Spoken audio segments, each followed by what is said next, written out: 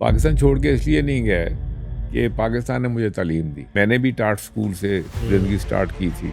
अब मैं जब जिस वक़्त मैं किसी काम के काबिल हुआ हूँ, तो फिर मैं कहूँगा यार this country is not fit for me to live. ये मैं कहीं कहीं और पैदा हुआ था।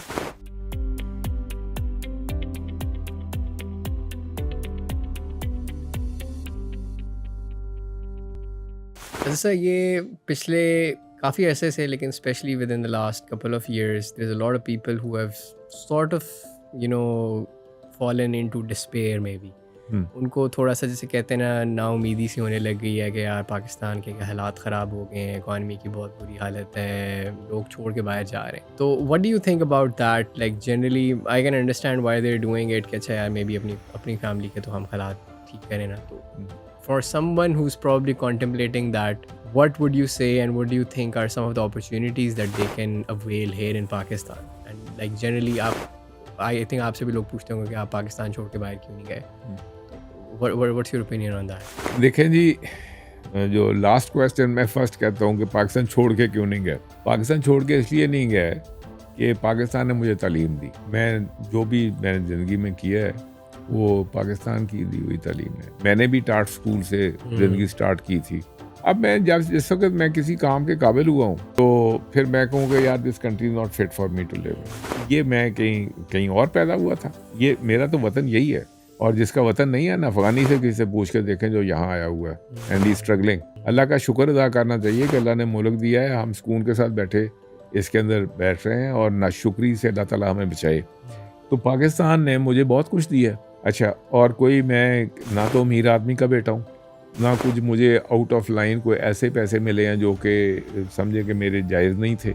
मैंने यहीं काम किया, यहीं मेहनत की है और यहीं किया है। और जो मैं काम कर रहा हूँ और जो मैं प्रोडक्ट बना रहा हूँ, जर्मन्स खुश हैं मुझसे ख़रीदने में। लेकिन जब मैं पाकिस्तान में काम कर रहा हूँ, तो मैं पाकिस्तान के बनने में कर रहा हूँ। हज़ार लोग मेरी फैक्ट्री में आए हैं जिनको मैंने ट्रेन किया है, काम किया है, फिर वो सरकारी इदारों में उनको नौकरियाँ मिली हैं, मुख्तलिफ जगह पे गए हैं। देयर आर मैनी थिंग्स जिसके अगर मैं जाके अगर मैं अमेरिका चला जाऊँ तो मेरा दाल दलिया तो ठीक हो जाएगा। तो ये जो पीछे जो यहाँ पे ये इतना जो बाकी का मैं काम कर रहा हूँ मेरे यहाँ रहने की वजह से, ये तो पाकिस्तान के लिए ख़त्म हो जाना था। तो अल्लाह ने मुझे भी यहाँ पे मेरा जो है ना दाल दलिया जिसे कहते हैं वो भी ठीक कर दिया है और ये भी हुआ। तो ये सिर्फ मेरी स्टोरी नहीं है, बेशुमार लोग हैं।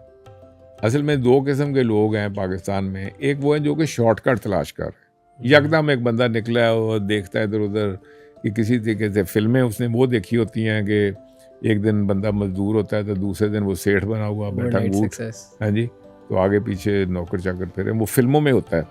वो कहते हैं कि easy success comes only in the movies. असली ज़िंदगी में अगर आपको कुछ भी करना है तो आपको मेहनत करके वहाँ जाना पड़ता है। हर स्टेप के ऊपर ना कुछ एफर्ट करनी पड़ती है।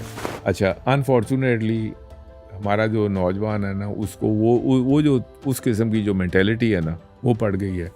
दूसरा ये है कि बहुत से लोगों ने पैसा बना लिया रियल एस्टेट में। अब्बा जी ने प्लॉट लेके रख दिया, तो जब तक अब्बा जी फौत हुए तो प्लॉट जो था ना वो 100 गुना कीमत का या 50 गुना कीमत का बन चुका था। जैकपॉट निकल आया बेटे का। या अब्बा जी चले गए हैं दुबई, उधर से पैसे भेज रहे हैं पीछे, बेटे को काम करने की क्या ज़रूरत है। अब ये बेटा सोचता है कि यकदम कुछ होगा तो मैं भी आई बी ए बिग बॉस समझे। ऐसे तो बिग बॉस नहीं आप बन सकते। इसी बात यह कि जो शॉर्टकट है ना, फिर कहना कि ये पाकिस्तान में कुछ नहीं रखा होगा, मैं तो स्पेन जा रहा हूँ।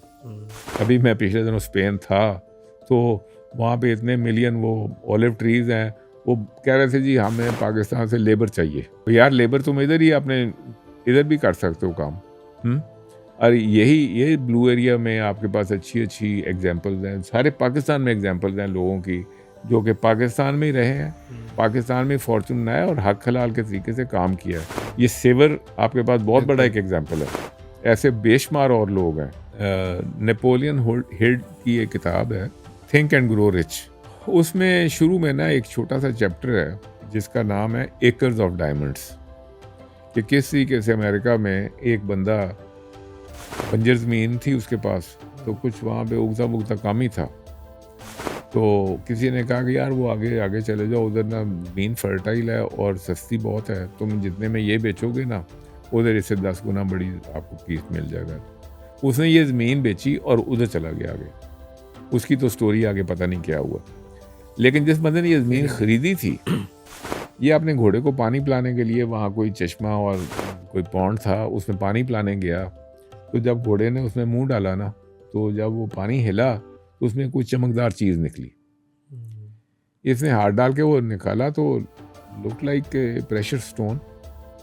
तो वो बाज़ार गया, शहर जहाँ भी था उस शहर में जाके उधर किसी ज्वेलर को दिखाया कि ये, उसने कहा ये तुमने किधर से लिया? तो it's a very expensive diamond, जब कट जाएगा तो ये तो बड़ी।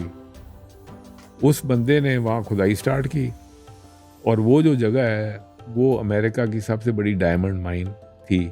इस बंदे के पाँव के नीचे डायमंड्स थे और वो अपना फॉर्चून तलाश करने के लिए इसको छोड़ के कहीं और चला गया। ये जो पाकिस्तानी इधर से करके जा रहे हैं ना, इनके हालात ये।